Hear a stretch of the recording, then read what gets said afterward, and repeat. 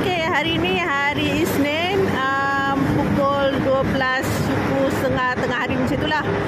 Kita tengok suasana lalu lintas di Federal Highway.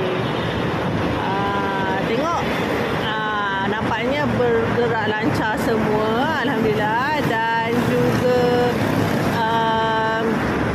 kereta macam tak banyak lah untuk kategori federal kan. Untuk kategori federal, untuk kategori tengah hari ni quite macam lengang.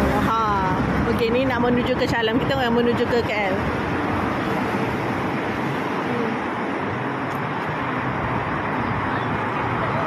Yang belah kiri ni nak menuju ke KL. Yang ke kiri tu ke Subang Airport. Subang Airport. Tengok macam okey je semua. Okey, kalau korang ada kat bawah, berhati-hati di jalan raya.